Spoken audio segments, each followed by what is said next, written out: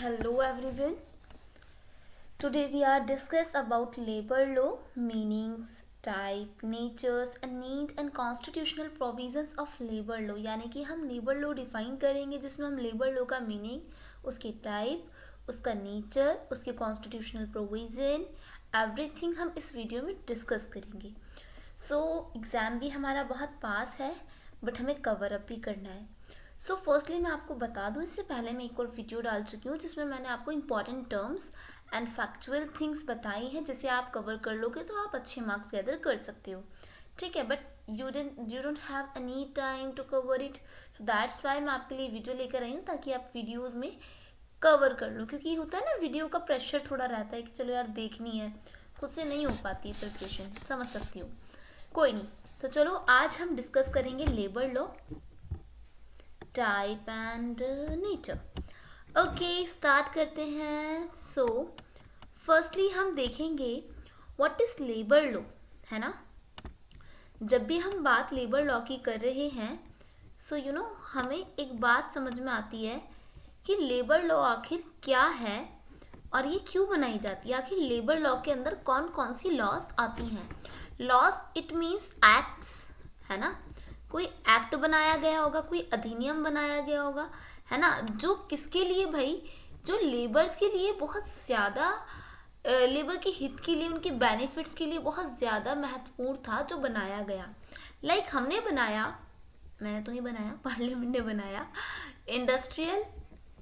Industrial dispute act. भाई देखो, हमें ये भी पढ़नी है. ठीक है, इससे पहले मैं आपको एक चीज़ समझाऊंगी. Trade and union, what is this, ये क्या है ट्रेड एंड यूनियन. तो ये वो है जो लेबर के हित की बात करती है.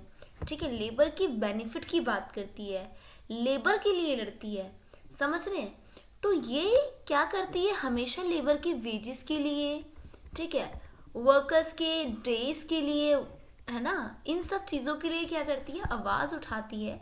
That's why industrial law it means industrial dispute act.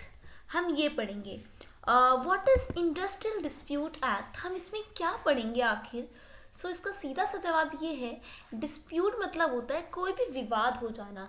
अगर इंडस्ट्रियल डिस्प्यूट एक्ट हम पढ़ रहे हैं, लाइक किसी भी जो लेबर है या कंपनी निर्धारक है, ठीक है, एम्प्लॉयर है या एम्प्लॉय है, तो उसके बीच में जो लड़ाई हुई है, विवाद हुआ है, डिस्प्यूट हुआ है, उससे निपटने के लिए हमने ये लॉ बनाया है, इंडस्ट्रियल डिस्प्यूट एक्ट. अगर पूछा जाए कब बनाया है, तो 1947 में हमने ये एक्ट बनाया है. ठीक है. एंड सेकेंड एक्ट जो हमने बनाया है वो है ट्रेड एंड यूनियन एक्ट. मैंने इसके बारे में पहली वीडियो में भी डिस्कस किया था, है ना. तो वो ट्रेड एंड यूनियन एक्ट है. जब भी हम कोई व्यापार कर रहे हैं, है ना, ये कब बनाया था, 1926 में बनाया था. ठीक है, जिससे रिलेटेड हम पेमेंट्स के बारे में बात करें, वेजेस वगैरह के बारे में, तो भाई हमारा एक और एक्ट है, कौन सा, पेमेंट एंड वेजेस एक्ट. ठीक है, वेजेस एक्ट जो कब बना था हमारा, 1936 में बना था. कब बना था, 1936 में. ठीक है.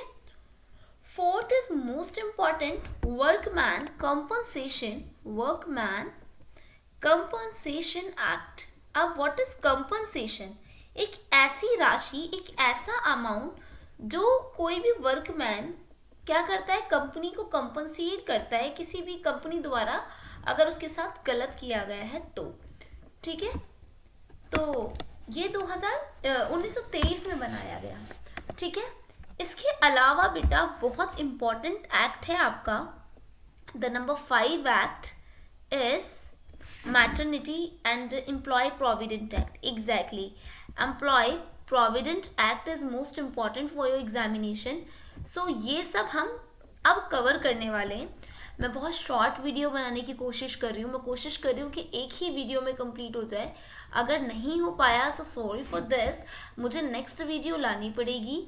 ठीक है, to complete your syllabus, because ये कंप्लीट होना बहुत ज़्यादा ज़रूरी है ना, आपके एग्जाम भी है, दैट्स वाई। ठीक है, एम्प्लॉय प्रोविडेंट फंड एक्ट, जिसमें हम प्रोविडेंट फंड की यानी कि पीएफ की बात करते हैं कि कब कौन कैसे कहाँ पीएफ अप्लाई कर सकता है। एंड मोस्ट इम्पॉर्टेंट, एक वुमेन के लिए ये एक्ट बहुत ज़रूरी है, मैटरनिटी बेनिफिट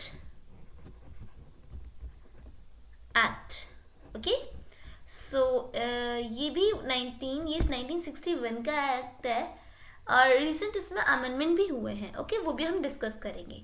डन, तो मैं आपको स्टार्ट कर दूँ लेबर लॉ। लेबर लॉ में थोड़ा सा हम डेफिनेशंस, मैंने आपको पहले अवार्ड क्लॉजर्स एंड कंट्रोल एम्प्लॉयर्स, इन सब के डेफिनेशंस में आपको शायद पढ़ा चुकी हूँ, राइट। तो आ जाते हैं इंडस्ट्रियल डिस्प्यूट एक्ट पर। इंडस्ट्रियल डिस्प्यूट पर आ जाते हैं, ठीक है, डिस्प्यूट एक्ट। तो ये एक्ट कब निर्धारित हुआ, कब लागू हुआ, कैसे क्या हुआ, इसे जानने से पहले हम ये जानेंगे आखिर यहाँ से क्वेश्चन किस तरीके से आते हैं। Okay, so like question, wait, question is, firstly we can define the industrial dispute. Question number 1 is, मैं पेन चेंज कर लेती हूँ कलर, हाँ, डिफाइन द इंडस्ट्रियल, देखो ये क्वेश्चन आना ही आना है एग्जाम में, ठीक है, चाहे 5 में आ जाए चाहे 10 नंबर में आ जाए, है ना, पर आएगा। डिस्प्यूट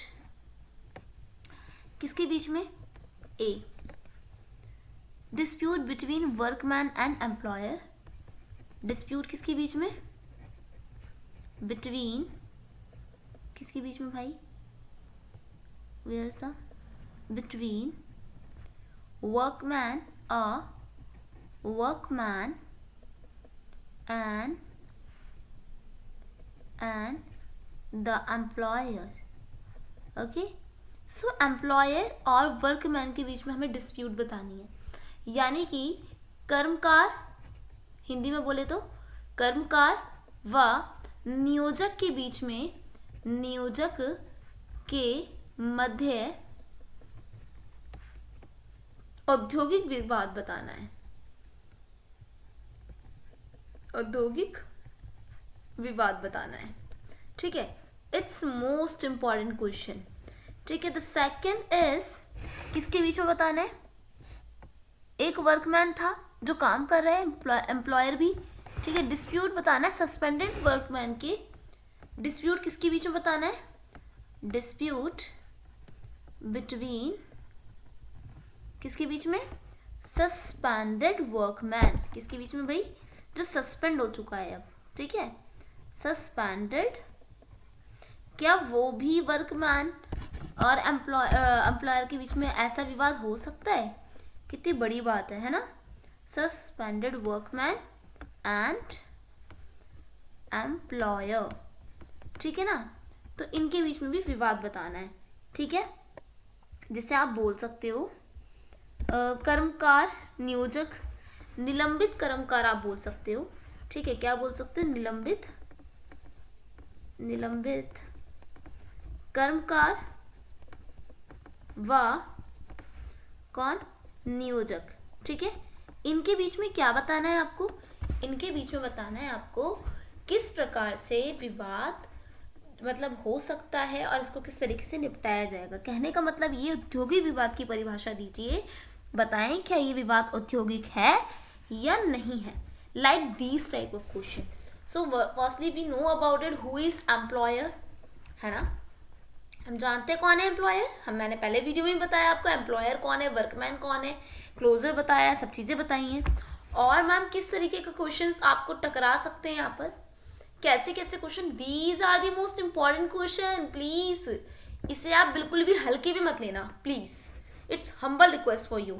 लाइक क्वेश्चन नंबर 2, जैसे कि और कौन कौन से आपके यहाँ पर क्वेश्चन टकरा सकते हैं, जैसे कि औद्योगिक भाई हिंदी वाले बच्चों को भी कुछ फ़ायदा होना चाहिए, है ना। औद्योगिक विवाद, औद्योगिक विवाद से आप क्या समझते हैं, वह इसकी, हाँ, औद्योगिक विवाद से आप क्या समझते हैं। फर्स्टली वो आपसे डेफिनेशन मांग रहा है, किसकी, इंडस्ट्रियल डिस्प्यूट की डेफिनेशन मांग रहा है, ठीक है। और औद्योगिक विधायन के अस्तित्व में आने के कौन कौन से कारण हैं, यानी कि उद्योग के ऊपर जो लॉ बनी है, क्यों बनी है, क्या कारण थे। औद्योगिक विधायन के, विधायन मतलब लॉ के अस्तित्व में आने के क्या कारण हैं, ठीक है। अगर मैं इसे इंग्लिश में ट्रांसलेट करूं, अस्तित्व में आने के क्या कारण हैं, ये क्वेश्चन आप लिख लें प्लीज़, ठीक है। जब मैं पढ़ाऊंगी इसके बाद आप देख लेना इसे थोड़ा, ठीक है, क्या कारण है। जैसे कि हम इन इंग्लिश हम कह सकते हैं, व्हाट,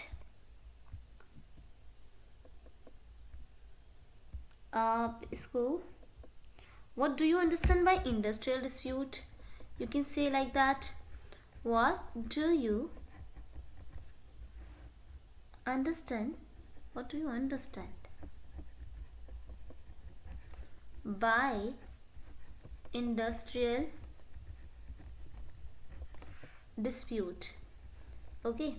आप इंडस्ट्रियल डिस्प्यूट से क्या समझते हैं, ठीक है।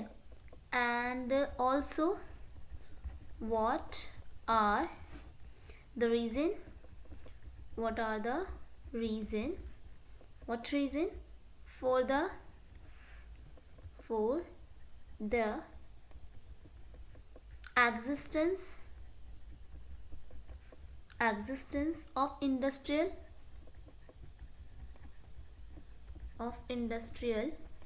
legislation, ठीक है। तो ये क्वेश्चन भी आपके लिए बहुत ज़्यादा इम्पोर्टेंट है।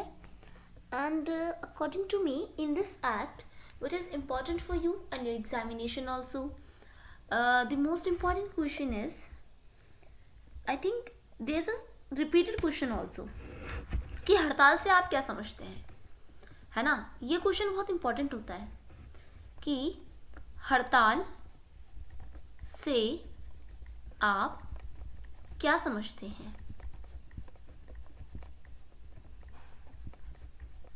ठीक है। ये बहुत इंपॉर्टेंट क्वेश्चन है। एक हड़ताल कब वैध होती है, ठीक है, एक हड़ताल कब वैध होती है। इट्स मोस्ट इम्पॉर्टेंट दैट कि भाई ये क्वेश्चन बार बार रिपीटेड है और ये क्वेश्चन आने की बहुत संभावना है। सो इसलिए you have to be prepare these questions in this act and hope so आपको समझ में आ रही होगी मैं आपको किस तरीके से समझाने की कोशिश कर रही हूँ बार बार, है ना।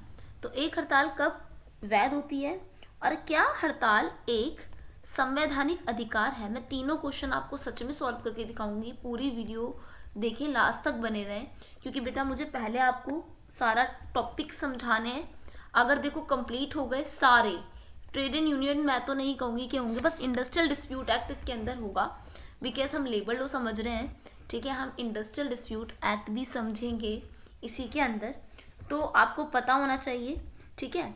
तो हम देख रहे हैं कि हड़ताल क्या होती है, कब वैध मानी जाती है ना, और क्या हड़ताल हमारा एक संवैधानिक अधिकार है, हमें ये भी देखना है, ठीक है। सो यहाँ पर है कि व्हाट इज स्ट्राइक, ठीक है, what do you understand by strike, ठीक है। तो यहाँ बोला है कि स्ट्राइक क्या है। सबसे पहले आपको ये बताना है ना, कि व्हाट इज, हड़ताल क्या होती है, स्ट्राइक ही तो होती है। व्हाट इज स्ट्राइक, ये भी आपको शायद आंसर इसमें मिल जाएगा, बट मैं फिर भी आपको आंसर राइटिंग करके दिखाऊंगी, एक बार लाइव आंसर राइटिंग करके दिखाऊंगी, ठीक है। What is strike and when, यानी कि कब is a strike legal, okay, legal, कब ये लीगल होती है। एंड एक और चीज़ जो आपको इसमें जोड़नी है स्ट्राइक के साथ, कि is it a constitutional right,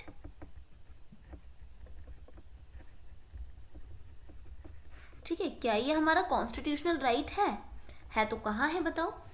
ठीक है, and these questions most important. अगर कुछ और भी इम्पोर्टेंट है तो एक और है, वो है तालाबंदी। ठीक है, जो कि आप लॉकआउट बोलते हो, है ना। क्वेश्चन नंबर 4 इज लॉकआउट, जिसे आप तालाबंदी बोलते हो, इसको भी हम पढ़ेंगे। ये 4 चीज़ें आपके लिए बहुत बहुत बहुत बहुत इम्पोर्टेंट है। मोस्ट इम्पॉर्टेंट बच्चे यही है इस पूरे इंडस्ट्रियल डिस्प्यूट में से, समझ गए। सो आ जाते हैं फर्स्टली इंडस्ट्रियल डिस्प्यूट एक्ट के बारे में पहले जान लेते हैं कि what is industrial dispute act, okay, and कब इसे इन्फोर्स किया गया था, what is the definition of the industrial dispute act, okay, what is industrial dispute act. Firstly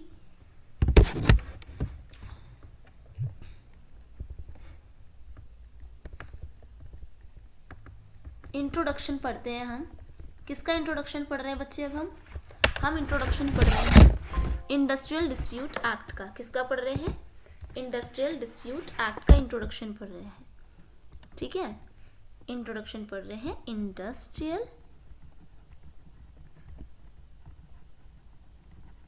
dispute act. ठीक है, एक्ट कब बनाया गया? 1947। ठीक है, इंडस्ट्रियल डिस्प्यूट एक्ट कब इनैक्ट किया गया? 1 अप्रैल। कब किया गया बेटा?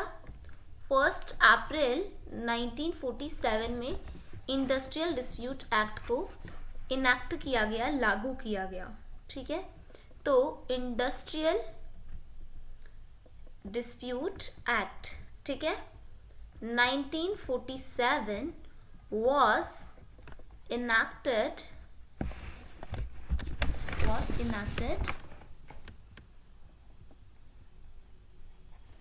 कब किया गया?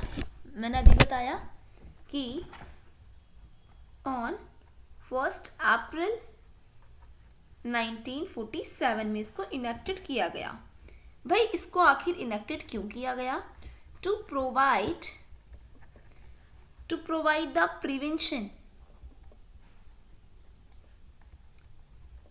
प्रिवेंशन किसको? एंड सेटलमेंट करने के लिए। ठीक है, सेटलमेंट, प्रिवेंशन एंड सेटलमेंट किसके लिए भाई? Of industrial dispute. भाई इंडस्ट्री में जो होने वाले विवाद हैं उसको सेटलमेंट करने के लिए, उसको सुलझाने के लिए हमने इंडस्ट्रियल डिस्प्यूट की बात की, हमने इस एक्ट को बनाया। It's also offers a certain safeguards for worker. The act cover range the topics of included. अब ये क्या करता है? ये एक्ट बहुत सारे टॉपिक्स कवर करता है, लाइक स्ट्राइक, सबसे पहले स्ट्राइक एंड लॉकआउट। ठीक है, तालाबंदी और हड़ताल।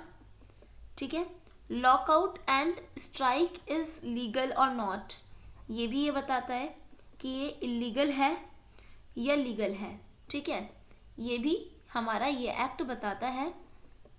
ठीक है, तो lockout and strike is legal और नॉट, लीगल है या नहीं है, ये भी बताएगा ये एक्ट। ठीक है, और क्या बताता है? लेइंग ऑफ बताता है। भाई व्हाट इज लेइंग ऑफ, ये भी हम पढ़ेंगे। ठीक है, ये क्या क्या कवर कर रहा है और क्या बता रहा है भाई? रिट्रेचिंग कर रहे हैं, छटनी जिसे हम बोलते हैं कि छाट देते हैं वर्कर्स को, है ना, तो रिट्रेचमेंट भी बोल सकते हो आप इसे। ठीक है, रिट्रेचमेंट भी कवर करता है। और क्या करता है? Close down. ठीक है, guidelines promote working, resolves opinion, आप डायरेक्ट लिख सकते हो, रिजॉल्व ओपिनियन को भी देखता है। ठीक है, अपना ओपिनियन रखना बहुत ज़्यादा ज़रूरी है। ठीक है, तो आ जाते हैं फर्स्टली कि इंडस्ट्रियल डिस्प्यूट एक्ट के तहत कौन इसे राइज कर सकता है? अ वर्कमैन और एम्प्लॉय, एक वर्कमैन या फिर employ can raise the industrial dispute if they are employed in an industry, अगर वो एम्प्लॉयड है किसी इंडस्ट्री के अंदर। Include the apprentice the who perform manual skilled technical, clerical, supervisory work for hire or reward. However, the employees in the police service, the army, navy, force and कहाँ पर, अगर कोई एम्प्लॉय कहाँ है, पुलिस सर्विस में है, ठीक है, पुलिस सर्विस में है, या फिर कहाँ है, आर्मी में है, नेवी में है, एयरफोर्स में है, और in a managerial administrative capacity are not eligible to raise the industrial disputes, तो वो इंडस्ट्रियल डिस्प्यूट को नहीं राइज कर सकता. Industrial dispute is a collective dispute between an employer and their employees, है ना. It can from the disagreement over the terms of employment, working and condition और non employment causes, conditions के भी यहाँ पर यहाँ राइज कर सकते हैं इंडस्ट्रियल डिस्प्यूट को. हमने पढ़ा था कि हम स्ट्राइक के बारे में जानेंगे कि स्ट्राइक क्या है, यानी कि हड़ताल क्या है, ठीक है, हड़ताल क्या है. So the industrial dispute act 1947, a strike is defined under section 2, the part of Q. The definition of a strike is this. What is the definition of the strike? A strike means a cessation of work. क्या है strike? क्या है बेटा? strike है cessation लेना, अपने work से rest ले लेना, छोड़ देना कि भैया मुझे नहीं करना इस वक्त वर्क अभी. by a group of workers के through employed in establishment acting together, वो एक्टिंग करते हैं, एक्सप्रेस करते हैं ग्रीवियंस की एंड डिमांड करते हैं प्रोटेस्ट करके.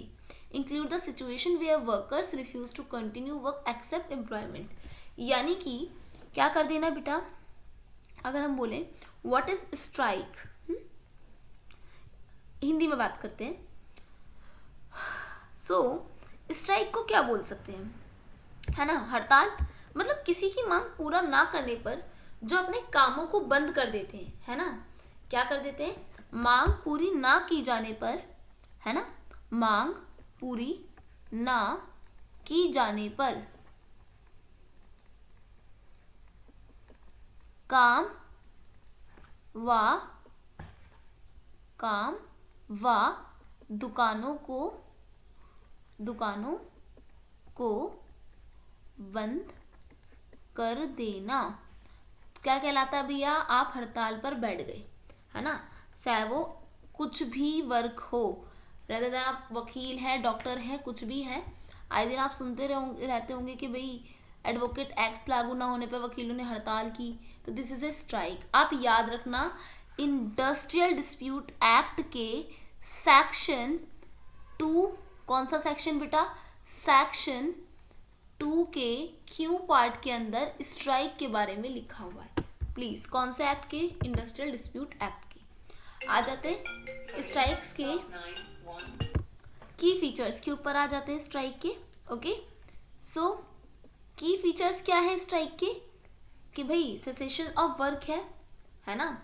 It involve what, it involve stopping of work either temporary या परमानेंटली, यानी कि वो क्या करते हैं बेटा, टेम्परेरी और परमानेंटली क्या कर देते हैं, वर्क से सेसेशन ले लेते हैं भाई, यानी कि वो लोग क्या ले लेते हैं, समापन ले लेते हैं कार्य से, है ना. कार्य समापन आप इसे बोल सकते हो, कार्य का समापन. कैसे ले लेते हैं समापन भाई, टेम्परेरी या फिर परमानेंटली, ठीक है, अस्थायी या स्थायी रूप से, पूर्ण रूप से कार्य को रोक देना. दूसरा होता है सामूहिक कार्यवाही करना, यानी कि कलेक्टिव, लिखते रहे भैया, it is action of workers collective, ठीक है, श्रमिकों की सामूहिक कार्यवाही, लिख लो इसके ऊपर चाहे, ठीक है, श्रमिकों की सामूहिक कार्यवाही. ये भी आप ये पूरा इस तरीके से जब भी आप लिखेंगे उस स्ट्राइक के बारे में पेपर में, तो आप पूरा इस तरीके से लिख सकते हैं. पर्पस क्या होता है, strike are generally carried out in force demand to related wages. Purpose क्या होता है, डिमांड करते हैं अपने वेजेस की, वर्किंग कंडीशंस की एंड एम्प्लॉयमेंट डिस्प्यूट की. अगर मान लो किसी एम्प्लॉयर से लड़ाई हो गई है तो उस डिस्प्यूट को सुलझाने के लिए भी वो कभी कभी स्ट्राइक पर चले जाते हैं, वेजेस के लिए भी चले जाते हैं, है ना. और क्या काम होता है, रिफ्यूजल ऑफ वर्क, कैसे भाई काम करने से इनकार कैसे करते हैं, जानबूझकर काम करने से क्या करते हैं, एब्सटेंट फ्रॉम वर्क, परहेज करते हैं कि भाई हम नहीं करेंगे. Workers deliberately abstain from work, work से क्या करते हैं बेटा, परहेज करते हैं। अब हमने क्या क्या पढ़ा, देखो स्ट्राइक क्या होती है, फीचर्स क्या है, एंड प्रोविजन स्ट्राइक। 10 नंबर में 20 नंबर में बहुत है ये स्ट्राइक के ऊपर, अभी और भी बताऊंगी टाइप ऑफ स्ट्राइक्स, ठीक है। Legal provisions of for strike, strike के लिए लीगल प्रोविजंस क्या है, तो बेटा सेक्शन 2 के अंदर तो इसकी डेफिनेशन दे रखी है। Section 2 industrial dispute act part Q definition दे रखी है ना, डेफिनेशन दे रखी है किसकी, ऑफ स्ट्राइक। ओके, सो अब ये पढ़ना है कि लीगल प्रोविजन क्या है ना। तो नोटिस ऑफ स्ट्राइक किसमें है कि स्ट्राइक के लिए नोटिस भेजना, सेक्शन 22 है, ठीक है, जिसके अंदर बताया गया है साफ साफ, क्या बताया गया है, in public utility service employees must give up prior notice 6 week before the strike, आपको 6 हफ्ते पहले स्ट्राइक के नोटिस भेजना होगा, ठीक है। एंड द नेक्स्ट इज कि भाई इलीगल स्ट्राइक सेक्शन 24 में लिखी हुई है, स्ट्राइक कंसीडर्ड इलीगल, स्ट्राइक को इलीगल बताया जाएगा अगर वो स्ट्राइक क्या हुई during the pendency of conciliation adjudication proceedings, अगर वो एडजुडिकेशन प्रोसीडिंग्स के सिचुएशन के टाइम, यानी कि अगर ऐसा हुआ जो न्यायिक निर्णय है उसके दौरान हुई, जब भी न्यायिक निर्णय चल रहा है उसके दौरान आपने स्ट्राइक कर ली तो वो क्या कहलाएगी, इलीगल। या फिर आप बोल सकते हो किसी भी स्थायी समझौते के उल्लंघन करने पर, कि भाई कॉन्ट्रावेंस हो गई थी स्टैंडिंग द सेटलमेंट और एग्रीमेंट और सेटलमेंट करने के बाद आपने स्ट्राइक कर दी तो वो भी नहीं मानी जाएगी। Violate the notice requirement in public utility service, यानी कि कोई भी नोटिस वगैरह जो होता है आपका, ठीक है, एक मिनट, इफ आपने पब्लिक यूटिलिटी सर्विसेज में वायलेट किया नोटिस को, ठीक है, तब भी आपकी जो एक स्ट्राइक है वो क्या मानी जाएगी, इलीगल मानी जाएगी, ठीक है। सो इसके अलावा अगर हम देखें कॉन्सिक्वेंसेस क्या रहेंगे, इसके परिणाम क्या रहेंगे स्ट्राइक के, है ना, क्या परिणाम रहेंगे स्ट्राइक के, तो कॉन्सिक्वेंसेस जो है स्ट्राइक के वो क्या है, participating in illegal strike can lead to disciplinary action, wages deduction और पेनल्टीज। अगर भैया तुमने अवैध हड़ताल कर दी तो भाई सच में अनुशासनात्मक कार्यवाही आपके ऊपर की जाएगी, वेतन में कटौती हो जाएगी और पेनल्टी भी लगेगी, दंड भी लगेगा आप पर, ठीक है। तो हमने क्या पढ़ा, स्ट्राइक की डेफिनेशन, स्ट्राइक के फीचर, स्ट्राइक के प्रोविजन लीगल, क्या पढ़ा लीगल प्रोविजंस के अंदर, हमने सेक्शन 22 पढ़ा, हमने सेक्शन 2 पढ़ा पहले डेफिनेशन में, फिर पढ़ा सेक्शन 22 पढ़ा, फिर सेक्शन 24 पढ़ा, ठीक है। 24 में इलीगल है और 22 में आपको बता रखा है कैसे आप कर सकते हो स्ट्राइक, ठीक है। नेक्स्ट आता है टाइप्स ऑफ स्ट्राइक्स, कौन कौन से टाइप की स्ट्राइक आपके पास मौजूद हैं, आप किस तरीके की स्ट्राइक कर सकते हैं, ठीक है। तो आप सामान्य हड़ताल कर सकते हो, यानी कि आप जनरल स्ट्राइक कर सकते हो, ठीक है। जनरल स्ट्राइक कैसे होती है, जब हम wide spread strike across industry, उद्योगों में करते हैं, उद्योगों में स्ट्राइक करते हैं, उसे हम जनरल स्ट्राइक कहते हैं।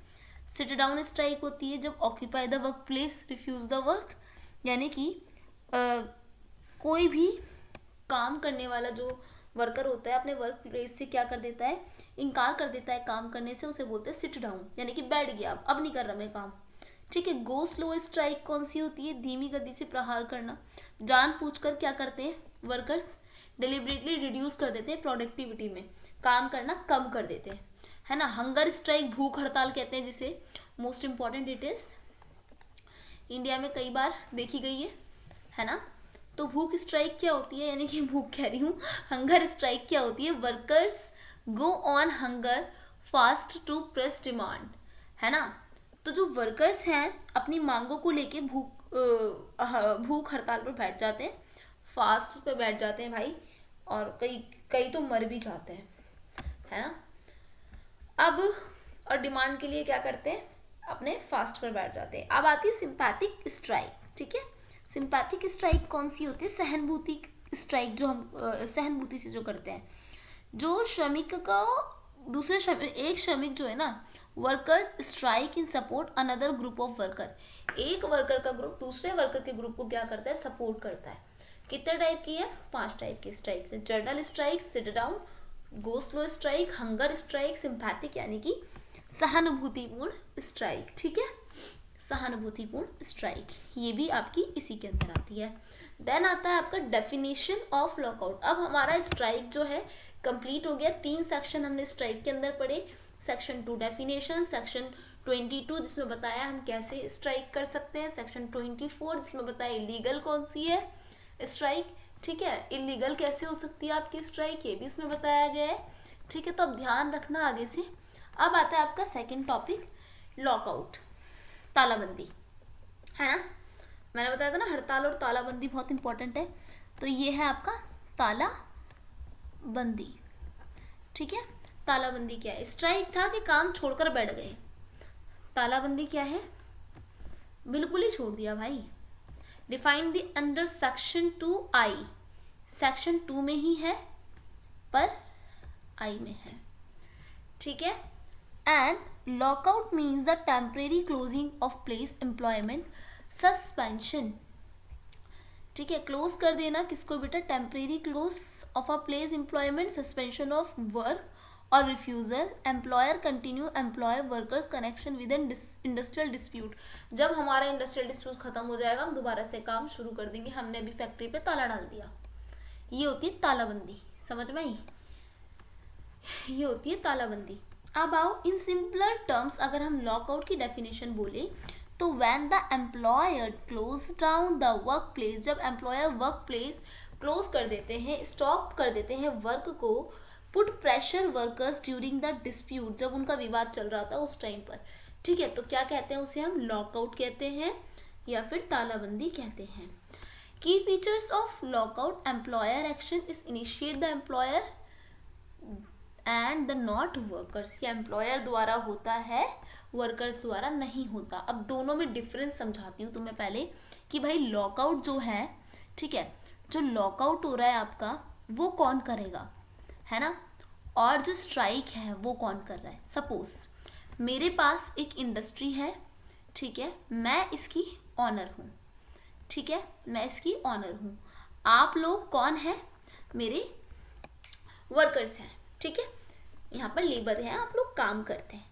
ठीक है, आपको मैंने वेजेस नहीं दिए या आपकी मैंने कोई भी जो होता नहीं है कि मतलब आपको फंड देने वाली थी वो रोक लिया, कुछ भी आपके और मेरे बीच में डिस्प्यूट चल रहा है।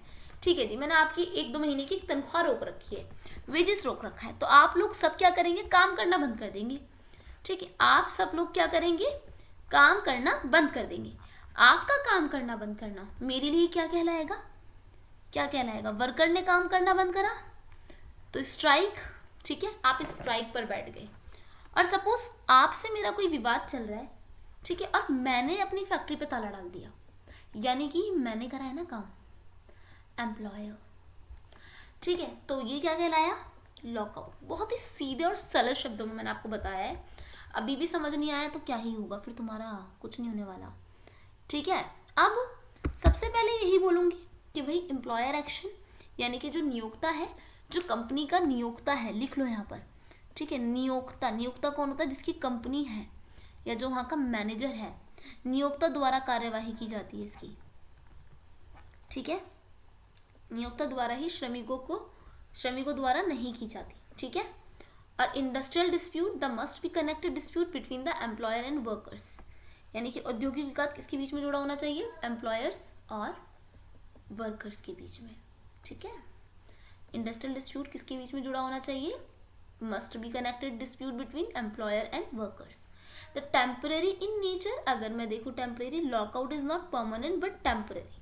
परमानेंट तो नहीं होता, ठीक है, तालाबंदी परमानेंट तो नहीं होती, स्थायी नहीं होती, पर अस्थायी होती है। पर्पस क्या होता है इसका? आखिर प्रेशराइज होता है employees to accept certain terms resolve dispute, यानी कि कर्मचारियों पर कुछ शर्तें स्वीकार करवाने के लिए, दबाव डालने के लिए जो भाई ऑनर है वो क्या करेगा?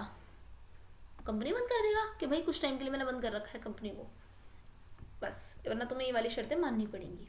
तो this is the lockout. Okay, अब मैं अगर देखूं कि भाई लॉकआउट और स्ट्राइक्स में क्या फ़र्क है ना, what is difference between lockout and strike versus lockout जो है बेटा और स्ट्राइक जो है, उनमें छोटे छोटे माइनर से डिफरेंसेस हैं। What type of difference? See, lockout कौन करता है, वर्कर करेगा या एम्प्लॉयज़ करेगा, है ना। लॉकआउट कौन करेगा बच्चे, वर्कर करेगा या फिर एम्प्लॉय करेगा, है ना।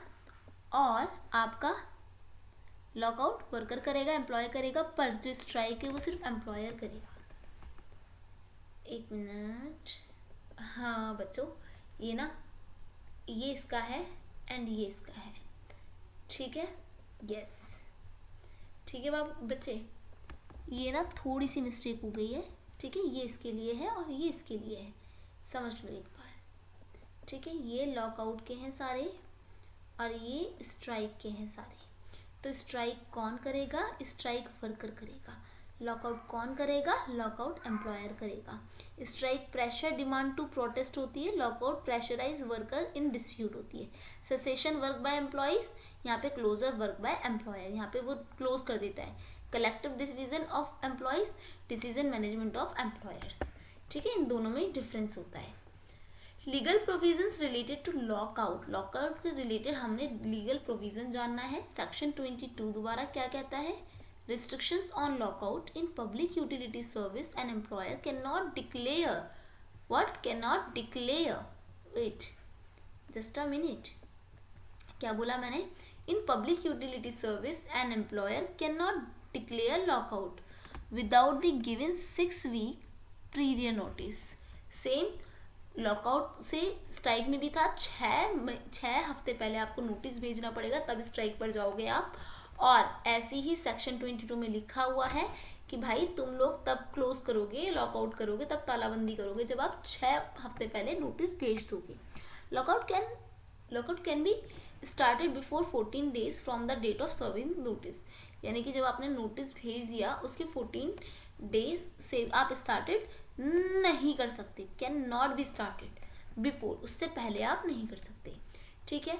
The second is section 24, illegal lockout. Same section 24 define the illegal strike. क्या, लॉकआउट कंसीडर इलीगल इफ क्या कि it occurs during the conclusion of adjudication proceeding, वही बात है, न्यायिक कार्य या न्यायिक कोई भी मामला वगैरह चल रहा है उसके बीच में आपने लॉकआउट कर दिया, no, and violate the provisions of the industrial dispute act and it take place without the notice previous utility service, ठीक है। And the third is most important also, very important, section 25 क्या बताता है बेटा, section 25 क्या बताता है, punishment for illegal lockout. अगर आपने इलीगल लॉकआउट किया तो उसकी पनिशमेंट आपको मिलेगी, क्या मिलेगी, employers can be fine the 1000 imprisonment and the 1 month of, यानी कि 1000 फाइन हो सकता है आपके ऊपर, या 1 मंथ की इम्प्रिजमेंट हो सकती है, कारावास हो सकता है, ठीक है। समझ में आ गई होगी। तो हमने लॉकआउट में सेक्शन 22 पढ़ा, फिर दोबारा से सेक्शन 2 पढ़ा, फिर दोबारा से 2 का आई पढ़ा, डेफिनेशन 22 पढ़ा, इसके अंदर क्या पढ़ा है, डिक्लेयर पढ़ा हमने कि भाई लॉकआउट को रिस्ट्रिक्शंस क्या क्या होती हैं, भाई अब 6 हफ्तों से पहले नोटिस भेजना है। फिर सेक्शन 24 वही वाली चीज़ पढ़ी कि इलीगल कैसे है। फिर 25 में पढ़ा कि क्या क्या प्रोविजंस हैं, कि 1000 रुपये का हमें जुर्माना देना पड़ सकता है और 1 महीने की जेल भी हो सकती है, ठीक है, समझ में आ गई। आगे आ जाओ, लॉकआउट केसेस अगर हम देखें, so firstly purpose of lockout देखना पड़ेगा।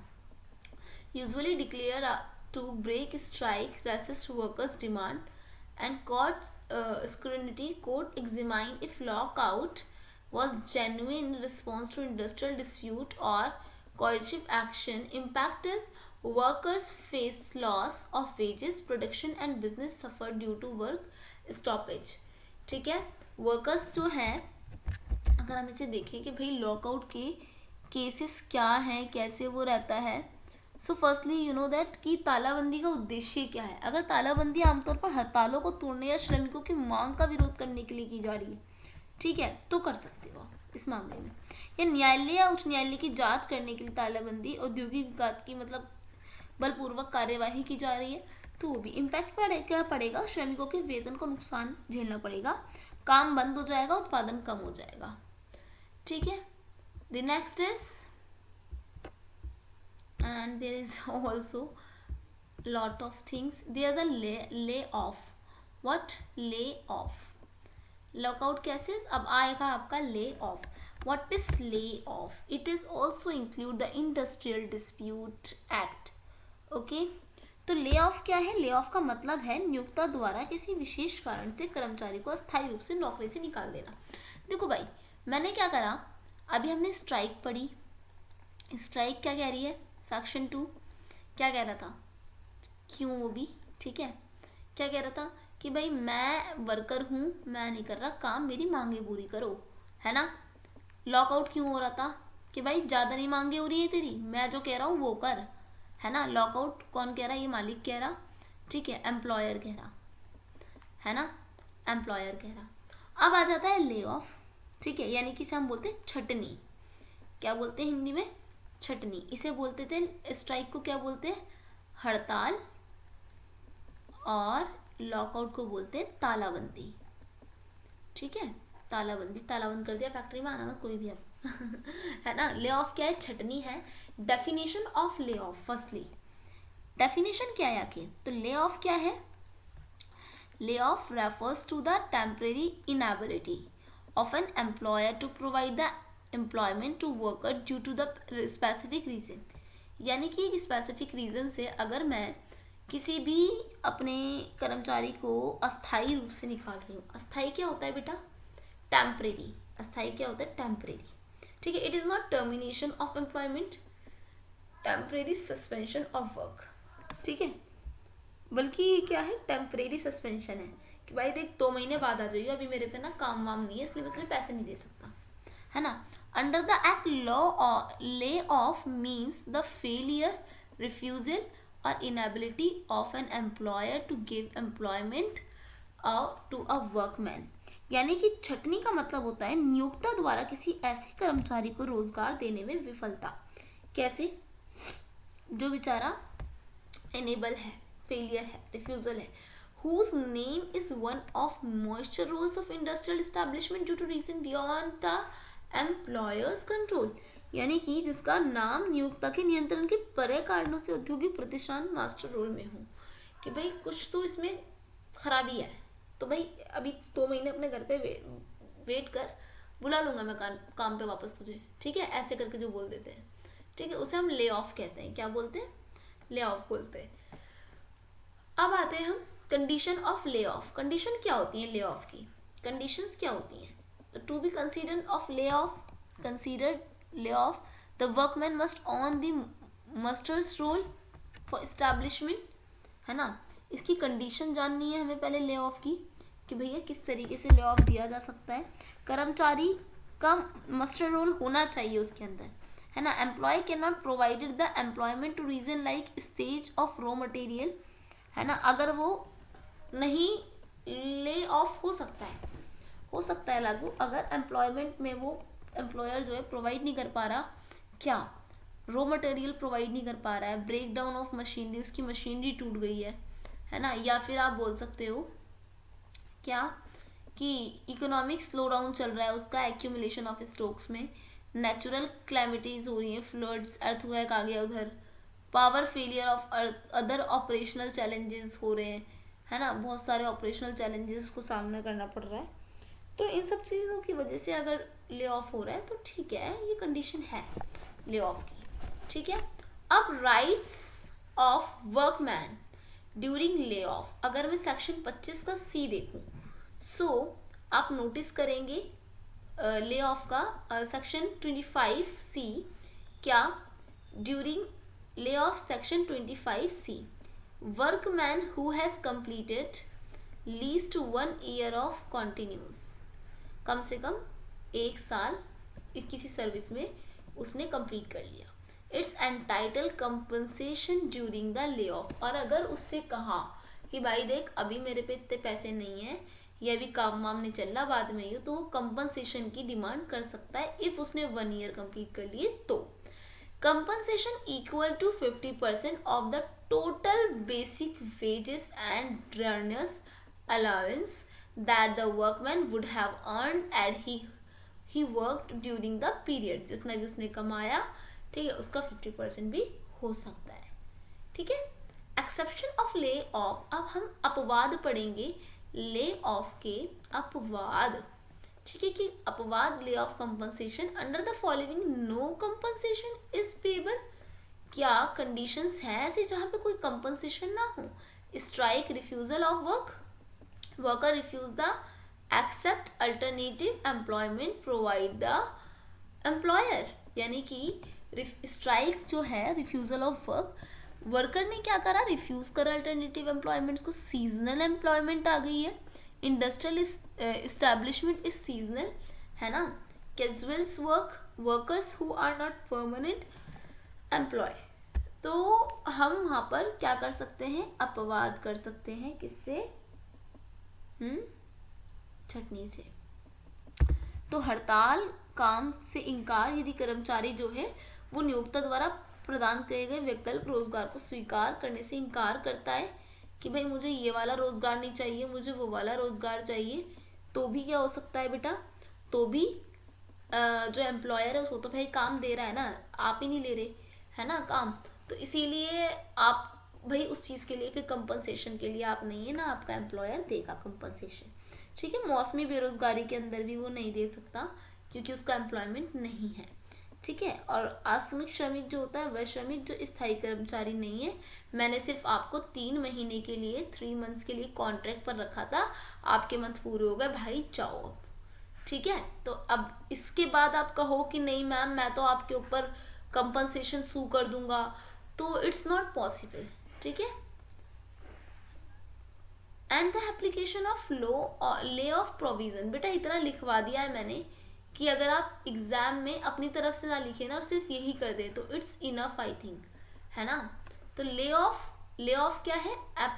Applicability of lay off provision अगर हम देखें, applications of apply industrial establishment where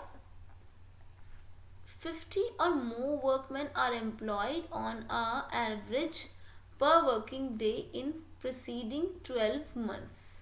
Okay, 50 or more workmen are employed on an average per working day in the preceding 12 months. क्या करना है, क्या provision है अगर मुझे एप्लीकेट करना है इसको, तो पिछले 12 महीने में जो मैंने पिछले 12 महीने में प्रति कार्य दिवस औसतन कितना होना चाहिए मेरा? 50 या अधिक कामगार होने चाहिए। It does not apply to smaller establishment applying fewer than the 50 workman. यानी कि अगर 50 से कम कर्मचारी मैंने लागू किए हैं, मतलब हटाए हैं, छटनी की है, तो उनके ऊपर ही लागू होता है। ठीक है। ले ऑफ का प्रोविजंस। आगे बढ़ते हैं जल्दी से, बस कंप्लीट होने वाला है आपका ये। ठीक है, बस कंप्लीट होने वाला है, सब्र करें थोड़ा सा, ऐसे ही बने रहें, है ना। इंडस्ट्रियल डिस्प्यूट एक्ट में रिट्रेचमेंट क्या होती है? हाँ भाई, रिट्रेचमेंट क्या होती है?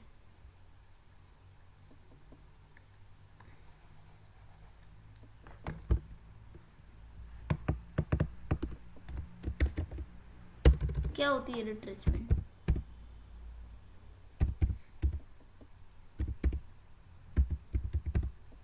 ठीक है, रिट्रेचमेंट क्या होती है बच्चों? इंडस्ट्रियल डिस्प्यूट एक्ट में रिट्रेचमेंट क्या होती है? Firstly we have to know about it कि what is retrenchment in industrial dispute act. It's most important topic, you know that about it, it's most important topic. So छटनी होती है ये. ठीक है, अब कहेंगे मैम ले ऑफ क्या होता है? फिर वो भी छटनी होती है एक तरीके से. और उसमें ले ऑफ में क्या होता है, आपको भेज दिया जाता है. कैसे? अस्थाई रूप से भेजते हैं. अस्थाई रूप क्या होता है बेटा कि यार थोड़े दिनों बाद आ जाना. ठीक है, कहाँ पर भेजते हैं? ले ऑफ के अंदर. ठीक है, अब रिट्रेचमेंट में क्या करते हैं, इसमें डिफाइन द अंदर सेक्शन 2. ठीक है, Define the retrenchment refer to termination of service workmen by the employer for reason other disciplinary action. It's usually carried out the due economic reason, downsizing redundancy of lack of resource. यानी कि छटनी का मतलब है अनुशासन कार्यवाही के द्वारा कारणों से किसी कर्मचारी की सेवा को समाप्त करना। आमतौर पर आर्थिक कारणों से छटनी या संसाधनों के कारण भी किया जाता है। यहाँ पे आप परमानेंटली रख रहे हो, ठीक है, किसी को निकाल रहे हो परमानेंटली। रिट्रेचमेंट टर्मिनेशन एम्प्लॉयमेंट अगर हम देखें तो terminate the employment of worker. Exclusive retrenchment does not include the voluntary retirement of workman or reaching the a superannuations, terminations of disciplinary actions, non-renewal fixed term of contract and termination due to continued ill health and worker। ठीक है, तो अगर मैं देखूँ की features कि भाई क्या क्या रिट्रेचमेंट में आता है, तो मैं रोजगार को जो नियोक्ता है यानी कि मैं हूँ वो श्रमिक रोजगार को समाप्त कर सकता है ना। किसी कर्मचारी ने अगर खुद से भी छोड़ी है जॉब तो वो छोड़ सकता है, या फिर मैं खुद अगर उसका स्वास्थ्य खराब है कुछ और है तो मैं तब भी उससे वो जॉब छुटवा दूंगी। ठीक है, तो सेक्शन 25 के एफ में लिखा हुआ है condition of proceeding retrenchment before the retrenchment workman employ fulfil the following details. 1 month notice, the workman must giving the 1 month notice indicating reason for retrenchment, wages, leave of notice. यानी कि retrenchment जो कर रहा है या तो वो employer कर रहा है या फिर कौन कर रहा है, यानी कि नौकरी या तो वो खुद छोड़ रहा है या फिर उसका मालिक छुड़वा रहा है। तो अगर वो खुद छोड़ रहा है तो उसे 1 महीने पहले नोटिस देना होगा, ठीक है, जिसके कारण क्या हो सके, वेतन का उल्लेख करना होगा उसने। रिट्रेचमेंट कंपनसेशन अगर हम देखें तो the workman can be paid compensation 15 day average पे एवरी कंप्लीटेड कंटिन्यूस सर्विस, यानी कि 15 दिनों का औसत वेतन बराबर मुआवजा देता है। ठीक है, दूसरा क्या है, notice of government. Notice of government, what is notice of government, जो अप्रोप्रिएट करता है अथॉरिटी इफ रिक्वायर्ड। ठीक है, सेक्शन 25G में लिखा हुआ है principle of last in first out. Retrenchment should be done on basic seniority and the worker who has employed should retest first. Exceptions can be made but the employer must justify the deviation. And section 25N is retrenchment establishment. कितना establishment, कम से कम 25G section में लिखा है कि इस सिद्धांत के अंदर जो कर्मचारी सबसे आखिरी में काम पर लगा था उसे छटनी करनी चाहिए। अपवाद क्या है कि लेकिन नियोक्ता को विचलन से औचित्य साबित करना चाहिए और 100 से अधिक कर्मचारी प्रतिष्ठानों की छटनी जो है वो 100 या उससे अधिक कर्मचारियों की औद्योगिक प्रतिष्ठानों में छटनी पहले सरकार की पुनर्नुमति लेना आवश्यक है छटनी करने से पहले। ठीक है, अब rights of workman during retrenchment क्या राइट है, 15 day wages every completed year of service, और एम्प्लॉयमेंट प्रेफरेंस ले सकता है। Hire workers again, retrenched workman must be given priority of employment. ठीक है, एम्प्लॉयमेंट की प्रायोरिटी ले सकता है। और प्रोसीजर क्या होगा रिट्रेचमेंट का, clearly define the justify of retrenchment, जल्दी से डिफाइन कर दे, जस्टिफाई कर दे रिट्रेचमेंट को। Provide a written notice, wages, leave of notice, pay retrenchment compensation, workers termination and follow last in first out principle unless the valid of deviate। and case laws देखें तो case laws related to retrenchment, Bangalore water supply case था जिसमें clarify हुआ retrenchment and continuous service. एक था Hari Prasad versus देवलाकर 1957, it was ruled terminated due to the closure does not qualify retrenchment। तो these are the terms, okay, industrial dispute act. तो हमने इस act के जरिए क्या पढ़ा, इंडस्ट्रियल डिस्प्यूट एक्ट के जरिए हमने पढ़ा क्या आखिर अब, है ना। ये जो इंडस्ट्रियल लॉ था, इंडस्ट्रियल डिस्प्यूट एक्ट था 1947 का, हमने इसके अंदर पढ़ा क्या क्या पढ़ा बताओ। हमने पढ़ा इसके अंदर कौन डिस्प्यूट कर सकता है ना, हु कैन डिस्प्यूट, कौन सूट कर सकता है। फिर हमने पढ़ा था इसमें स्ट्राइक पढ़ी, है ना, स्ट्राइक पढ़ी। फिर पढ़ा हमने लॉकआउट, फिर पढ़ा हमने ले ऑफ, है ना। और अब क्या पढ़ा है हमने, रिट्रेचमेंट पढ़ा है। ठीक है, क्या पढ़ा है, रिट्रेचमेंट पढ़ा है। ठीक है, तो ये सारे टॉपिक्स हमने कवर किए हैं। होप सो आपको भी समझ में आए होंगे। आपको एक बार दोबारा से इसे दोबारा सुनना है ताकि आपको याद रहे। ठीक है, स्ट्राइक क्या थी? हड़ताल थी, है ना, हड़ताल थी। लॉकआउट क्या था? तालाबंदी थी, तालाबंदी थी। ये भी छटनी थी, पर छटनी कैसे? सरकार सॉरी कंपनी निकाल रही है। ये वाली जो छटनी थी, इंसान खुद ही निकल रहा है यहाँ से। ठीक है, समझ में आ गई? होप सो आपको समझ में आई होगी। ठीक है, बाकी अपना ध्यान रखिए। All the best. Next video लेकर आऊँगी इंडस्ट्रियल डिस्प्यूट एक्ट से अलग ट्रेड एंड यूनियन एक्ट, इंशाल्लाह ताला। दुआ कीजिएगा एंड अच्छे से एग्ज़ाम कीजिएगा।